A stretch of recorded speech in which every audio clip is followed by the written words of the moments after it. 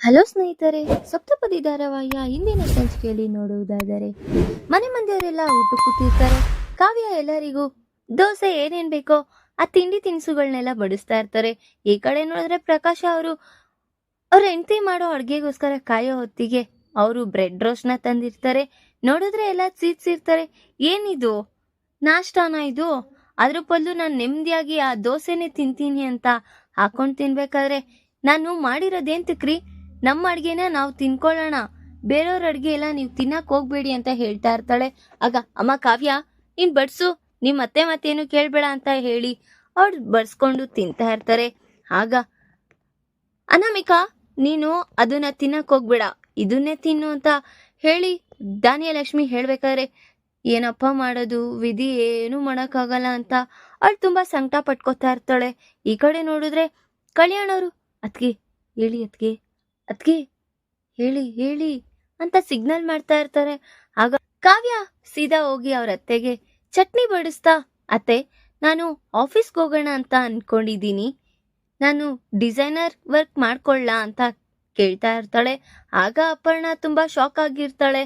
ಹಾಗೆ ಏನ್ ಮಾಡೋದು ಅಂತ ಯೋಚನೆ ಮಾಡ್ತಾ ಅನಾಮಿಕಾ ನೋಡಿದ್ರೆ ಏನ್ ಇವಳು ಆಫೀಸ್ಗೆ ಹೋಗ್ತೀನಿ ಅಂತ ಇದ್ದಾಳಲ್ಲ ಅಂತ ಅವಳನ್ನೇ ಹಾಗೆ ನೋಡ್ತಾ ಇರ್ತಾರೆ. ಆಗ ಅತ್ಗೆ ನೀವ್ ಕೇಳೋದೆಚ್ಚಾ, ದೊಡ್ಡಮ್ಮ ಕಳ್ಸೋದೆಚ್ಚಾ, ನೀವು ಡಿಸೈನರ್ ವರ್ಕ್ ಮಾಡ್ತೀನಿ ಅಂದ್ರೆ ಹೋಗಿ ಅಂತಾನೆ ಹೇಳ್ತಾರೆ ಅತ್ಗೆ, ನೀವ್ ಯಾಕೆ ಈ ರೀತಿ ಕೇಳ್ತಿದ್ದೀರಾ ಅಂತ ಹೇಳ್ಬೇಕಾರೆ ಏ ಕಲ್ಯಾಣ್ ನಿನ್ಗೇನು ಗೊತ್ತಿಲ್ಲ ಸುಮ್ನೆ ಇರೋ ಅಂತ ಹೇಳ್ತಾ ಇರ್ತಾರೆ. ಆಗ ಅಮ್ಮ ಈಗ ನಾನೇನು ಇರುತ್ತೆ ಅಲ್ಲಿಗೆ ಅವಸರನೂ ಇದೆ ಅಂತ ಹೇಳ್ತಾ ಇರ್ತಾನೆ. ಆಗ ಏನು ಕಾವ್ಯ ಆಫೀಸ್ಗೆ ಹೋಗೋದಾ, ಇಲ್ಲಿ ಅಡ್ಗೆ ಎಲ್ಲ ಯಾರು ಮಾಡ್ತಾರೆ, ಅವಳಿಗೇನಿದ್ರು ಈ ಅಡ್ಗೆ ಮನೆ ಏನಿದೆಯೋ ಅದನ್ನ ನೋಡ್ಕೊಂಡಿರೋದಿಕ್ಕೆ ಹೇಳಿ, ಆಲ್ರೆಡಿ ಅಕ್ಕ ಫಸ್ಟೇ ಹೇಳಿಲ್ವಾ ಅಡ್ಗೆ ಮನೆಗೆ ಮಾತ್ರ ನೀನ್ ಸೀಮಿತ ಆಗಿರ್ಬೇಕು, ಯಾವ್ದಕ್ಕೂ ಕೆಲ್ಸಕ್ಕೆ ಹೋಗೋ ಆಗಿಲ್ಲ ಅಂತೆಲ್ಲ, ಮತ್ತೇನು ಹೊಸ್ದಾಗಿ ಹೋಗ್ತೀನಿ ಅಂತ ಹೇಳೋದು, ಆ ವಂಶದವರು ಬರೀ ಸುಳ್ಬತ್ ಕೇಳೇ ಬದುಕ್ತಿದ್ದಾರೆ ಅಂತ ಹೇಳ್ತಾ ಇರ್ತಾಳೆ ಧಾನ್ಯಲಕ್ಷ್ಮಿ. ಆಗ ಸ್ವಪ್ನಗೆ ಕೋಪ ಬಂದಿ, ಆಂಟಿ ನೀವ್ ಈ ತರ ಮಾತಾಡೋದನ್ನ ಇಟ್ಕೊಳಕ್ ಹೋಗ್ಬೇಡಿ, ಕಾವ್ಯ ಹೇಳಿದಷ್ಟೇ ಅಲ್ವಾ ಹೋಗ್ತೀನಿ ಅಂತ, ಇನ್ನು ಏನ್ ಇವಾಗೆ ಹೋಗಿಲ್ವಲ್ಲ, ಯಾದ್ರು ಬಿಟ್ಟು ನಮ್ ಮನೆ ವಂಶದ ಬಗ್ಗೆ ಯಾಕೆ ಮಾತಾಡ್ತೀರಾ, ನಿಮ್ದೆಷ್ಟಿದ್ಯೋ ಅಷ್ಟ್ ನೋಡ್ಕೊಳ್ಳಿ ಅಂತ ಹೇಳ್ಬೇಕಾದ್ರೆ ಆಗ ಅತ್ತೆ ನಾನು ಹೇಳೋದನ್ನ ಕೇಳಿಸ್ಕೊಳ್ಳಿ, ನೀನು ನನ್ಗೆ ಅತ್ತೆ ಅಂತ ಕರೆಯೋ ಅಧಿಕಾರನೂ ಇಲ್ಲ, ಕಾವ್ಯ ಅತ್ತೆ ಅಂತ ಕರಿಬೇಡ, ಧಾನ್ಯಲಕ್ಷ್ಮಿ ಅಂತ ಕರ್ದ್ಬಿಡು ಆಯ್ತಾ, ಅವಾಗ ಅವ್ರೇನ್ ಉತ್ತರ ಕೊಡ್ತಾರೋ ನಾನು ನೋಡ್ತೀನಿ ಅಂತ ಹೇಳ್ಬೇಕಾದ್ರೆ ಏ ನೀನೇನ್ ಮಾತಾಡ್ತಿದ್ಯಾ ಅನ್ನೋದು ನಿನಗ್ ತಲೆಯಲ್ಲಿ ಇದ್ಯಾ ಅಂತ ಧಾನ್ಯಲಕ್ಷ್ಮಿ ಹೇಳ್ತಾ ಇರ್ತಾಳೆ. ಮತ್ತೆ ಅವಳು ಎಷ್ಟು ಸ್ಪಷ್ಟವಾಗಿ ಅತ್ತೆ ಅಂತ ಕರಿತಿದ್ದಾಳಲ್ವಾ, ಇನ್ನೇನ್ ನಿಮ್ ಬಾಧೆ, ಅವಳು ಹೋಗ್ತೀನಿ ಅಂತ ಹೇಳ್ತಿದ್ದಾಳೆ, ಈಗ ಅವ್ರ ಅತ್ತೆನೇ ಇನ್ನೂ ಏನೂ ಹೇಳಿಲ್ಲ, ನಿಮಗೇನ್ ಅಷ್ಟು ಕಷ್ಟ? ಧಾನ್ಯಲಕ್ಷ್ಮಿ ಹೇಳ್ತಾ ಇರ್ತಾಳೆ, ಅವಳು ಎಲ್ಲಿಗೂ ಹೋಗೋದ್ ಬೇಡ, ಏನು ಬೇಡ, ಆರಾಮಾಗಿ ಮನೇಲಿದ್ದಿ ನಮಗೇನೇನ್ ಮಾಡ್ಬೇಕೋ ಅದನ್ನ ಬೇಯಿಸ್ ಹಾಕು ಅಷ್ಟೇ ಸಾಕು ಅಂತ ಹೇಳ್ಬೇಕಾದ್ರೆ ನೀನು ನಮ್ ಸೊಸೆ ಬಗ್ಗೆ ಮಾತಾಡೋ ಹಕ್ಕು ನಿನಗೆ ಎಲ್ಲಿದೆ, ನನ್ ಸೊಸೆ ನನ್ನ ಇಷ್ಟ, ನಾವೇನಾದ್ರೂ ನಿರ್ಧಾರ ತಗೊಳ್ತೀವಿ, ನಿನ್ಗೇನ್ ಹಕ್ಕಿದೆ ಅಂತ ಮಾತಾಡ್ತಿದ್ಯಾ ಅಂತ ಹೇಳ್ತಾ ಇರ್ತಾರೆ. ನೋಡಿದ್ರೆ ಧಾನ್ಯಲಕ್ಷ್ಮಿಗೆ ತುಂಬಾ ಶಾಕ್ ಆಗಿರುತ್ತೆ.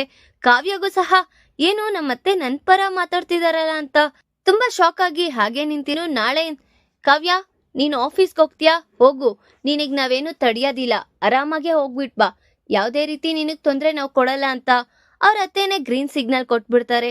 ಇನ್ನೇನು ನಿಮ್ಮ ಅತ್ತೇನೆ ಗ್ರೀನ್ ಸಿಗ್ನಲ್ ಕೊಟ್ರಲ್ಲ, ಹೇಗಿದ್ರೆ ಇವತ್ತು ತುಂಬಾ ಒಳ್ಳೆ ದಿನ ಇದೆ, ಆರಾಮಾಗಿ ಹೋಗ್ಬಿಟ್ಟು ಬಂದ್ಬಿಡು, ಆರಾಮಾಗಿ ಕೆಲ್ಸ, ನೀನ್ ಅದ್ರ ಬಗ್ಗೆ ಮನೆಯಲ್ಲಿ ಯಾರು ಏನೇನ್ ಮಾಡ್ತಿದ್ದಾರೆ ಅನ್ನೋದನ್ನ ನೀನು ತಲೆ ಹಾಕೋಬೇಡ, ಆರಾಮಾಗಿ ನಿಂದ ಎಷ್ಟ್ ಕೆಲ್ಸ ಇದೆಯೋ ಅಷ್ಟು ಮುಗಿಸ್ಕೊಂಡ್ ಬಾ ಅಂತ ಹೇಳ್ತಾ ಇರ್ತಾರೆ ಅವ್ರ ಅಜ್ಜಿನೂ ಸಹ.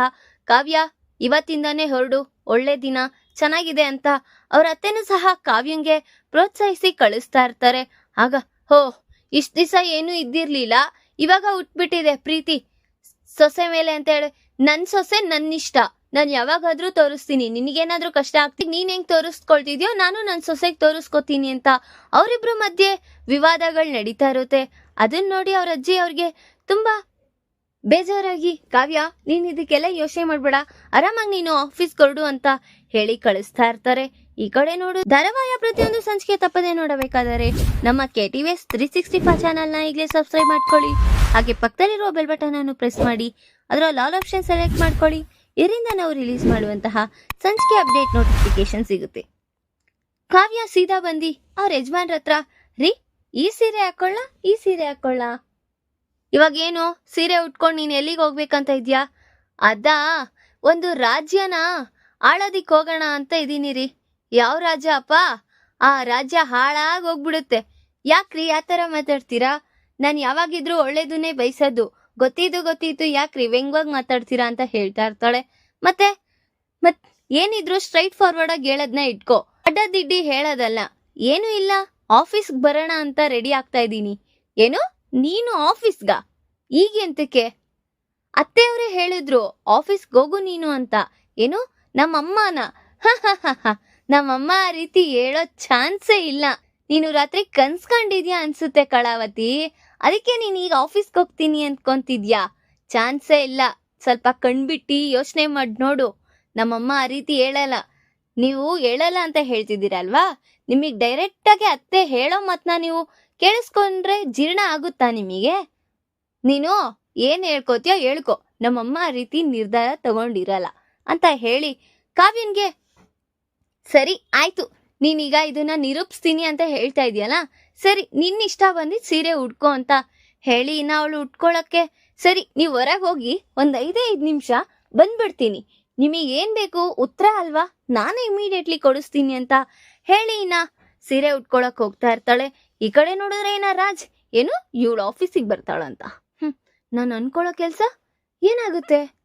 ಇವಳು ಆಫೀಸಿಗೆ ಬಂದ್ರೆ ಸರಿ ಹೋಗಲ್ವೇ, ಏನಪ್ಪ ಮಾಡೋದು ಅಂತ ತುಂಬಾ ಯೋಚನೆ ಮಾಡ್ತಾ ಎಳಿತಾ ಇರ್ತಾನೆ. ರಾಜ್, ಏನು ನೀನೊಬ್ನೇ ಬರ್ತಾ ಇದ್ಯಾ? ಕಾವ್ಯ ಎಲ್ಲಿ? ಅಮ್ಮ, ಕಾವ್ಯನಾ? I mean ಕಳಾವತಿನಾ? ಹಾ, ಅವಳನ್ನೇ ಕೇಳ್ತಾ ಇರೋದು. ಅತ್ತೆ ಬರ್ತಾ ಇದ್ದೀನಿ ಇಲ್ಲೇ. ಯಾವಾಗೂ ನೀನು ಪಂಚಾಲಿಟಿನ ಮೇಂಟೈನ್ ಮಾಡು ಕಾವ್ಯ. ರಾಜ್ ಹೇಗೆ ಹೋಗ್ತಾನೋ ಆ ರೀತಿ ಟಿಪ್ ಟಾಪ್ ಆಗಿ ಹೋಗು.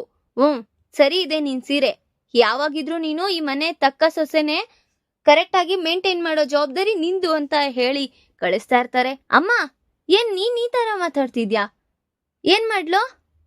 ಸೊಸೆ ಬರ್ತೀನಿ ಅಂತಿದ್ದಾಳಲ್ವಾ, ಕರ್ಕೊಂಡೋಗು. ಹೇಗಿದ್ರು ಇನ್ನ ನಿಮ್ಮಪ್ಪ ಅವರು ಪೋಸ್ಟ್ ಕೊಟ್ಟಿದ್ದಾರೆ, ಆರಾಮಾಗಿ ಕರ್ಕೊಂಡೋಗು ಅಂತ ಕಾವ್ಯ ಮತ್ತೆ ರಾಜ್ ಇಬ್ರು ಇನ್ನ ಹೊರಡ್ತಾ ಇರ್ತಾರೆ.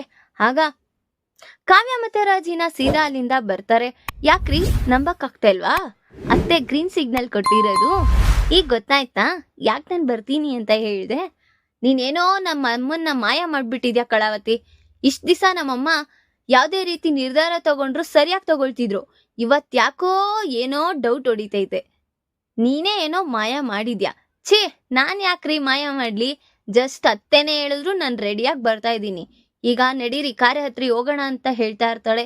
ರಾಜ್ ನೋಡಿದ್ರೆ ಸೀದಾ ಕಾರ್ ಹತ್ತಿ ಕುತ್ಕೊಂಡು ಲಾಕ್ನ ಓಪನ್ ಮಾಡ್ದಿರಾ, ಕಾರ್ ನಿಲ್ಲಿಸ್ತೀರಾ, ಕಾರ್ ಓಡಿಸ್ಕೊಂಡು ಹೋಗ್ಬಿಡ್ತಾನೆ. ಇವ್ರು ಏಂತಕ್ಕೆ ನಾನು ಆಫೀಸಿಗೆ ಬರ್ಬಾರ್ದಂತ ಇವ್ರು ಈ ರೀತಿ ಮಾಡ್ತಿದಾರ? ನಾನು ಬಂದೇ ಬರ್ತೀನಿ, ಅಲ್ಲಿ ಏನಾಗುತ್ತೋ ನಾನು ನೋಡ್ಲೇಬೇಕು ಅಂತ ಕಾವ್ಯ ಅಲ್ಲೇ ನಿಂತ್ಕೊಂಡಿರ್ತಾಳೆ. ಈ ಕಡೆ ನೋಡಿದ್ರೆ ಕವಿತೆಗಳನ್ನೆಲ್ಲ ಬರಿತಾ ಇರ್ತಾನೆ. ಆಗ ಅನಾಮಿಕಾ ಬಂದಿ, ಕವಿರಾಜ ಏನ್ ಮಾಡ್ತಿದ್ಯಾ? ಇನ್ನು ನೀನು ಇಲ್ಲೇ ಇದ್ಯಾ? ನಿಮ್ಮಪ್ಪ ಆಫೀಸ್ಗೆ ಹೋಗ್ತಾರೆ, ನಿಮ್ ದೊಡ್ಡಪ್ಪ ಆಫೀಸ್ಗೆ ಹೋಗ್ತಾರೆ, ಈಗ ನಿಮ್ಮ ಅಣ್ಣ ಹೋಗ್ತಾರೆ, ಈಗೀಗ 10ನೇ ಕ್ಲಾಸ್ ಓದಿರೋರು ನಿಮ್ಮ ಮತ್ಗೆ ಅವರು ಹೋಗ್ತಿದ್ದಾರೆ. ನೀನೇನು 3 ಹೊತ್ತು ಮನೇಲೆ ಬಿದ್ದಿರ್ತ್ಯಾ? ನಿನ್ಗೇನ್ ಮಾಡಕ್ ಕೆಲ್ಸ ಇಲ್ವಾ?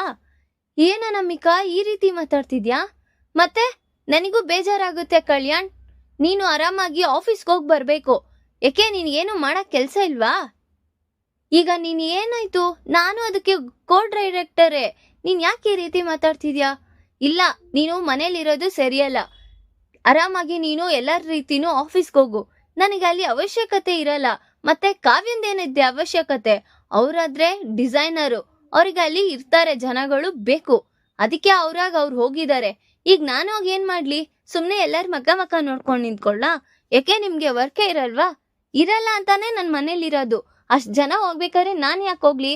ಬಿಡು, ನೀನ್ ಹೋಗು ಸುಮ್ನೆ ಅಂತ ಅನಾಮಿಕಂಗೆ ಹೇಳಿ ಅವನ್ ಪಾಡಿಗೆ ಅವನ್ ಕವಿತೆಗಳನ್ನ ಬರ್ಕೋತಾ ಇರ್ತಾನೆ. ಈ ಕಡೆ ನೋಡಿದ್ರೆ ಅಪರ್ಣ ಕಾವ್ಯ ಅಲ್ಲೇ ಕಾಯ್ತಾ ಇರೋದ ನೋಡಿ.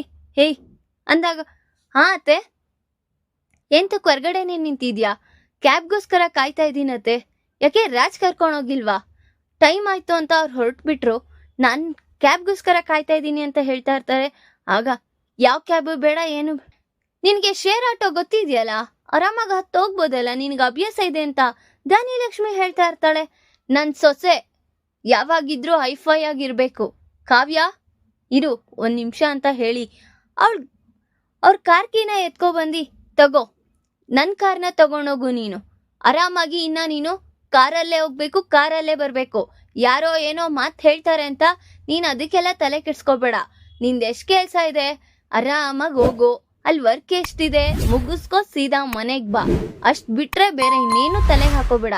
ಸಾವಿರಾರು ಜನ ಸಾವಿರಾರು ಬಗಳ್ಕೊಳ್ಳಿ, ನೀನ್ ಅದಕ್ಕೆ ಯೋಚನೆ ಮಾಡ್ಬೇಡ. ತಗೋ ಕಾರ್ ಕೀ ಅಂತ ಹೇಳ್ತಾ ಇರ್ತಾರೆ.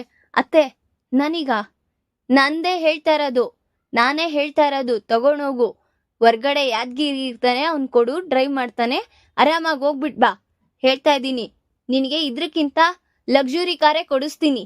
ಯಾರಿಗೂ ಏನು ಹೆದ್ರು ಬೇಡ, ನೀನು ಆರಾಮಾಗಿ ಹೋಗು ಅಂತ ಹೇಳಿ ಪ್ರೋತ್ಸಾಹಿಸಿ ಕಳಿಸ್ತಾ ಇರ್ತಾರೆ. ನೋಡಿದ್ರೆ ಧಾನ್ಯಲಕ್ಷ್ಮಿಗೆ ಕಾರ್ ಕೀ ಇಸ್ಕೊಳ್ತಾ ಇರೋದ ನೋಡಿ ಅವಳಿಗೆ ಹೊಟ್ಟೆ ಒಳಗೆ ಬೆಂಕಿ ಬಿಟ್ಕೊಳಂಗ್ ಹಾಕ್ತಾ ಇರುತ್ತೆ. ಆಗ ಅಪರ್ಣ, ನೀನ್ ಒಳ್ಳೆ ನಿರ್ಧಾರ ತಗೊಂಡಿದ್ಯಾ, ನಿನ್ ಸೊಸೆ ಪರವಾಗಿ ನೀನ್ ಈ ರೀತಿ ಮಾತಾಡ್ತಿದ್ಯಾ ಅಂದ್ರೆ ನನಗ್ ತುಂಬಾ ಖುಷಿ ಆಗ್ತಿದೆ ಅಂತ ಹೇಳ್ತಾ ಇರ್ತಾರೆ ಅವ್ರ ಅತ್ತೆನೂ ಸಹ. ಆಗ ಕಾವ್ಯ, ನಿಮ್ ಅತ್ತೆನೇ ಈಗ ಮಾತಾಡ್ತಿದ್ದಾರೆ ಅಂದ್ರೆ ನೀನ್ ಲೆಕ್ಕ ಹಾಕೋ, ನಿನ್ಗಿವಾಗ ಗೋಲ್ಡನ್ ಆಪರ್ಚುನಿಟಿ, ಆರಾಮಾಗಿ ನಿಂದ ಏನಿದ್ಯೋ ಅದನ್ನ ಗುರಿ ಸಾಧಿಸ್ಕೊ ಅಂತ ಹೇಳ್ತಾ ಇರ್ತಾರೆ. ಆಗ ಅಜ್ಜಿ ಸರಿ ನಾನು ಹೋಗ್ಬಿಟ್ಟು ಬರ್ತೀನಿ ಅಂತ ಕಾಲಿಗೆ ಬಿದ್ದು ನಮಸ್ಕಾರ ಮಾಡ್ಕೋತಾ ಇರ್ತಾಳೆ. ಅವ್ರ ಅತ್ತೆಗೂ ಸಹ ಅತ್ತೆ ಹೋಗ್ಬಿಟ್ಟು ಬರ್ತೀನಿ ಅಂತ ಅವಳು ಇನ್ನ ಹೇಳಿ, ನಾನು ಈ ತರ ಏನು ನಮ್ಮ ಅತ್ತೆ ಈ ರೀತಿ ಬದಲಾಗ್ಬಿಟ್ಟಿದ್ದಾರೆ, ನನ್ ಕಡೆನೆ ಸಪೋರ್ಟ್ ಕೊಡ್ತಿದ್ದಾರೆ ಅಂತ ಹೇಳಿರ್ಬೇಡ. ಈ ಮನೆ ದೊಡ್ಡ ಸೊಸೆ ನೀನು, ಎಲ್ಲ ಅಧಿಕಾರ ನಿನಗಿದೆ, ನಿನಗೇನ್ ಬೇಕು ಬೇಡ ನೋಡ್ಕೊಳ್ಳೋ ಜವಾಬ್ದಾರಿ ನಂದು ಅಂತ ಹೇಳ್ತಾ ಇರ್ತಾರೆ. ಈ ಕಡೆ ನೋಡ್ರೆ ಇನ್ನ ರಾಜ್ ಆಫೀಸಿಗೆ ಬರ್ತಾನೆ. ನೋಡಿದ್ರೆ ಅಲ್ಲಿರೋ ಎಂಪ್ಲಾಯ್ಸ್ ಎಲ್ಲ ಬೊಕ್ಕೆ ಹೂಗಳನ್ನೆಲ್ಲ ಇಟ್ಕೊಂಡಿದ್ದಾಗ, ಏನು ಈ ರೀತಿ ಬೊಕ್ಕೆಗಳನ್ನ ಇಟ್ಕೊಂಡಿದ್ದೀರಾ? ಹಾ ಸರ್, ನಾನೇನ್ ಇವಾಗ ಬರ್ತಿದ್ದೀನಾ? ಇಲ್ಲ ಸರ್, ನಿಮಗಲ್ಲ, ಮೇಡಮ್. ಯಾರು ಬರ್ತಿದ್ದಾರೆ? ಕ್ಲೈಂಟು. ಸರ್ ಕ್ಲೈಂಟ್ ಅಲ್ಲ ಸರ್, ಮೇಡಮ್ ಅವ್ರಿಗೆ. ಯಾವ ಮೇಡಮ್ಮು? ಅಲ್ಲಿ ನೋಡಿ ಸರ್, ಬಂದೇ ಬಿಟ್ರು ಮೇಡಮ್ ಅಂತ ಹೇಳ್ತಾ ಇರ್ತಾರೆ ಎಂಪ್ಲಾಯ್ಸು. ನೋಡ್ಬೇಕಾದ್ರೆ ನೋಡ್ತಾ ಇದ್ದ ಹಾಗೆ ಕಾವ್ಯ ಇನ್ನ ಕಾರಿಂದ ಇಳಿತಾ ಇರ್ತಾಳೆ. ಆಗ ರಾಜ್ ನೋಡಿ ತುಂಬಾ ಶಾಕ್ ಆಗಿರ್ತಾನೆ. ಸೀದಾ ಇನ್ನ ಸೆಕ್ಯೂರಿಟಿ ಅವರೆಲ್ಲ good morning ma'am, good morning ಅಂತ ಹೇಳಿ ಟಿಪ್ ಟಾಪ್ ಆಗಿ ಇನ್ನ ಆಫೀಸಿಗೆ ಎಂಟ್ರಿ ಕೊಡ್ತಾಳೆ. ಇನ್ನ ಅಲ್ಲಿರೋ ಎಂಪ್ಲಾಯ್ಸ್ ಎಲ್ಲ ವೆಲ್ಕಮ್ ಮ್ಯಾಮ್, ವೆಲ್ಕಮ್ ಅಂತ ಹೇಳಿ ಬೊಕ್ಕೆಗಳನ್ನೆಲ್ಲ ಕೊಡ್ತಾ ಇರ್ತಾರೆ. ಆಗ ಏನ್ ಶ್ರುತಿ ಇದು, ಏನ್ ಹೊಸ್ದಾಗ್ ಬರ್ತಿದ್ದೀನಾ? ಇಷ್ಟ ದಿವಸ ಆದ್ರೆ ನೀವು MD ಅವ್ರ ವೈಫ್ ಆಗಿ ಬರ್ತಾ ಇದ್ರಿ, ಈಗ ನೀವು ಎಕ್ಸಿಕ್ಯೂಟಿವ್ ಡಿಸೈನರ್ ಮೇಡಮ್ ಅಂತ ಹೇಳ್ತಾ ಇರ್ತಾರೆ. ಎಷ್ಟ್ ಕೊಟ್ಟೆ ಬೊಕ್ಕೆಗೆಲ್ಲ? ನಾನ್ ಯಾಕ್ರಿ ಕೊಡ್ಲಿ ಅಂತ ಹೇಳ್ತಾ ಇರ್ತಾಳೆ. ಈ ಕಡೆ ನೋಡಿದ್ರೆ ಇನ್ನ ಶ್ರುತಿ ಕಮ್ ಟು ದ ಕ್ಯಾಬಿನ್ ಅಂತ ಹೇಳಿ ಇನ್ನ ಎಲ್ಲರಿಗೂ ಗದ್ರು ಬಿಟ್ಟು ರಾಜಿನ ಕ್ಯಾಬಿನ್ ಬರ್ತಾನೆ. ಕ್ಯಾಬಿನಿಗೆ ಬಂದು ಕೂರ್ತಾರೆ. ಆಗ ಕಾವ್ಯ ಮತ್ತೆ ಶ್ರುತಿ ಇಬ್ರು ಬರ್ತಾರೆ. ಏನು ಇಬ್ರು ಒಬ್ರಿಗೊಬ್ರು ಸಹಾಯ ಮಾಡ್ಕೊಂತ ಇದ್ದೀರಾ? ಸರ್ ನಾನೇನು ಮಾಡಿಲ್ಲ ಸರ್. ಮತ್ತೆ ಹೂಗೆ ಬೊಕ್ಕೆಗೆಲ್ಲ ಕಾಸೆಲ್ಲಿಂದ ಬಂತು? ಸುಭಾಷ್ ಸರ್ರೇ ಹೇಳಿದ್ರು ಈ ರೀತಿ ಕಾವ್ಯ ಮೇಡಮ್ ಅವ್ರು ಬರ್ತಿದ್ದಾರೆ, ಎಲ್ಲರೂ ಇನ್ನ ಎಂಪ್ಲಾಯ್ಸ್ ಎಲ್ಲ ಸೇರಿ ಅವ್ರಿಗೆ ಆಹ್ವಾನ ಮಾಡಿ ಅಂತ. ಅದಕ್ಕೆ ಸರ್. ಕಾಸು ಎಷ್ಟು ಕೊಟ್ರು? ಸರ್ ಎಲ್ಲ ನಮ್ದೇ ಸರ್ ಕಾಸು ಅಂತ ಹೇಳ್ತಾ ಇರ್ತಾರೆ. ಆಗ ಮೇಡಮ್ ನೀವೇನು ಯೋಚನೆ ಮಾಡಬೇಡಿ ಅಂತ ಹೇಳ್ತಾ ಇರ್ತಾಳೆ ಶ್ರುತಿನೂ ಸಹ. ಇನ್ನೇನು ಸರಿ ಹೋಗು, ನಿನ್ ಕೆಲ್ಸ ಏನಿದೆಯೋ ಅದನ್ನ ಮಾಡ್ಕೊಂಡು ಒಂದು ಕೆಲ್ಸ ಬಾಕಿ ಇದೆ ಸರ್. ಏನದು? ಸರ್ ಮೇಡಮ್ಗೆ ಅಪಾಯಿಂಟ್ಮೆಂಟ್ ಲೆಟರ್ ಕೊಡ್ಬೇಕಲ್ಲ ಸರ್. ಏನು ಕೊಡು ನೀನೆ. ಸರ್ ಅದು ನಿಮ್ ಕೈಯಿಂದಾನೇ ಕೊಡ್ಬೇಕಂತೆ ನಿಮ್ ವೈಫ್ ಅವ್ರಿಗೆ ಅಂತ ಹೇಳಿ, ಸರಿ ತಗೊಂಡ್ ಬಾ ಹೋಗು ಅಂತ ಹೇಳಿ ತಗೋಬರ್ತಾ ಇರ್ತಾಳೆ ಶ್ರುತಿ. ಆಗ ಸರ್ ಸೈನ್. ಆಗ ಅವನು ತೆಗ್ದಿ ಓಪನ್ ಮಾಡಿ ನೋಡ್ದ. ಏನು 10 ವರ್ಷನಾ? 10 ವರ್ಷ ಇವಳು ಇಲ್ಲೇ ಕೆಲಸ ಮಾಡ್ಬೇಕಾ ಅಂತ ತುಂಬಾ ಶಾಕ್ ಆಗಿರ್ತಾನೆ. Sir sign. ಹಾ ಮಾಡ್ತೀನಿ ಅಂತ ಹೇಳಿ ಮಾಡಿ ತಗೋ ಕಳಾವತಿ ಅಂತ ಹೇಳಿ ಕೊಡ್ತಾ ಇರ್ತಾನೆ. ರೀ ಯಾಕ್ರಿ ಹಂಗ್ ವ್ಯಂಗ್ಯವಾಗಿ ಕೊಡ್ತೀರಾ? ಸ್ವಲ್ಪ ಖುಷಿಯಿಂದ ಕೊಡ್ರಿ. ಹ ತಗೋ ಅಂತ ಹೇಳಿ ಕೊಡ್ತಾ ಇರ್ತಾನೆ. ಆಗ ಇನ್ನ ನಿಂದು ಏನಿದ್ಯೋ ಆ ಕೆಲ್ಸನ ಮಾತ್ರ ಮಾಡ್ಕೊ, ಪದೇ ಪದೇ ನನ್ನ ಹತ್ರ ಬಂದು ತಲೆ ಎಲ್ಲ ತಿನ್ನಕ್ ಬರ್ಬೇಡ ಆಯ್ತಾ ಅಂತ ಹೇಳ್ತಾ ಇರ್ತಾನೆ. ಏನ್ರಿ ಮಾಡ್ದೆ ನಾನು? ಸರಿ ಬಿಡಿ ನಾನು ಹೋಗ್ತೀನಿ ಅಂತ ಹೇಳ್ತಾ ಇರ್ತಾನೆ. ಈಗ ಕಾವ್ಯ ಬಂದಿರೋ ಉದ್ದೇಶ ರಾಜ್ ಎಲ್ಲೆಲ್ಲಿ ಏನೇನ್ ಮಾಡ್ತಿದ್ದಾನೆ ಅನ್ನೋದು ತಿಳ್ಕೊಳಕ್ಕೋಸ್ಕರ. ಈಗ ಮತ್ತೆ ರಾಜ್ ಶ್ವೇತನ ಮೀಟ್ ಆಗ್ತಾನ. ಈ ಕಡೆ ನೋಡಿದ್ರೆ ಧಾನ್ಯಲಕ್ಷ್ಮಿಗೆ ಕಾವ್ಯ ಆಫೀಸ್ಗೆ ಹೋಗಿರೋ ವಿಚಾರ ಇಡಿಸ್ದಿರ ಈಗ ಮತ್ತೆ ಕಾವ್ಯ ಆಫೀಸ್ಗೆ ಹೋಗ್ಬಾರ್ದು ಅನ್ನೋ ರೀತಿ ಮತ್ತೆ ಕಳಂಕ ತರ್ತಾಳ. ನನ್ನ ಮುಂದಿನ ಭಾಗದಲ್ಲಿ ತಿಳಿಸ್ಕೊಡ್ತೀನಿ. ಈ ವಿಡಿಯೋ ಇಷ್ಟ ಆದ್ರೆ ಲೈಕ್ ಮಾಡಿ, ನಿಮ್ಮ ಫ್ರೆಂಡ್ಸ್ ಹಾಗೆ ನಿಮ್ಮ ರಿಲೇಟಿವ್ಸ್ಗೂ ಶೇರ್ ಮಾಡಿ ಅಂಡ್ ಕಮೆಂಟ್ ಮಾಡಿ. Thanks for watching.